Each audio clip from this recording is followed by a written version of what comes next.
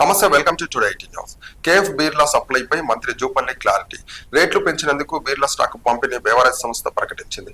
33% పెంచమని అడుగుతున్నారు. ఇలా పెంచితే ఇప్పుడు ₹150 ఉన్న బీరు ₹250 పెరుగుతుంది. బేవరేజ్ సంస్థ అడిగినట్లు రేట్లు పెంచితే ప్రజలపై భారం పడుతుంది. బేవరేజ్ సంస్థ గుత్తాధిపత్యంగా ప్రవర్తిస్తుంది. ఒత్తిళ్లకు మా ప్రభుత్వం లొంగదు, మేము వచ్చాక ఒక్క పైస కూడా పెంచలేదని చెప్పారు. అసలు ఈ యూబీ బీర్ కంపెనీ యొక్క మార్కెట్ షేర్ సుమారుగా 69% అంటే ఆల్మోస్ట్ 70% మార్కెట్ షేర్ ఉంది. అంటే ప్రజలకు అలవాటైంది కాబట్టి, ఇంకో మాట చెప్పాలంటే ఇంగ్లీష్ అంటే మోనోపల్లి అంటాం, తెలుగు చెప్పాలంటే గుత్తాధిపత్యం అంటాం. సో ఈ విధంగా రేట్లు పెంచమని డిమాండ్ చేస్తా ఉన్నారు. దీనికి ప్రభుత్వం వాళ్ళు అడిగిన ప్రకారం చెయ్యని కారణంగా ఈ యొక్క బీర్ను సప్లైని బంద్ చేసే కారణం చేస్తూ ఉన్నారు. ఇది ఎట్లాగూ కమిటీ పరిధిలో ఉంది కాబట్టి ఆ కమిటీ రిపోర్ట్ రాగానే ఏం చేయాలనేది ప్రభుత్వం పైన భారం పడకుండా వాళ్ళు అడిగిన ప్రకారం కాకుండా చేసే కార్యక్రమం చేయడం జరుగుతుంది. రెండవది, వాళ్ళు చూపించినటువంటి దానిలో ఎందుకు బంద్ చేస్తామనే దానిలో వాళ్ళు చూపించినది ఏంటంటే మాకు బిల్స్ రావటం లేదని, తక్కువ వచ్చిందని.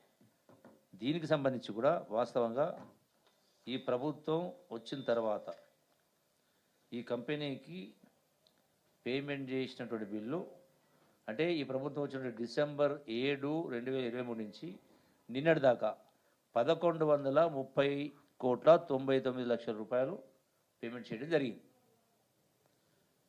పాత డ్యూస్ అంటే గత ప్రభుత్వ హయాంలోనే ఈ ఒక్క కంపెనీకే అంటే 7 డిసెంబర్ 2023 వరకే 407,34,00,000 బకాయి ఉండింది. అంటే మేము రెగ్యులర్గా సప్లై చేసేదానికి రెగ్యులర్ సప్లై పేమెంట్ చేస్తూ ఉన్నాం. గతంలో ఉన్న బాకీలకు కూడా రెగ్యులర్గా కొంత పర్సెంట్ అనేది వాళ్ళకు పేమెంట్ చేసే కారణం చేస్తూ ఉన్నాం. అంటే గత ప్రభుత్వం పెట్టిన బాకీలు కూడా ఇలా ఉన్నాయి, చాలా పెండింగ్. రెండవది ఏంటంటే ఉన్నటువంటి ఆర్థిక పరిస్థితులు మీకు అందరికీ తెలుసునే, మళ్ళీ చెప్పాల్సిన అవసరం లేదు. గత ప్రభుత్వం 8 లక్షల కోట్ల సుమారుగా విద్యుత్తు గవర్నమెంట్ రెండు కలిపి బాకీలు 8 లక్షల కోట్ల బకాయిలు పెట్టి అప్పులు చేసి నెలకు 6,000 కోట్ల వడ్డీ కడుతూ మళ్ళీ 40,000 కోట్ల బకాయిలు పెండింగ్ పెట్టిపోయారు, అంటే బిల్లులు పెండింగ్ పెట్టినారు.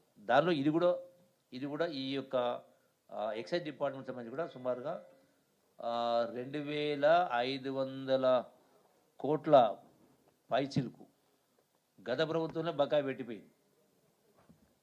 అంటే ఒక్కొక్కటిగా తీసుకుంటూ వచ్చి ఏర్పాటు చేస్తా ఉన్నాం.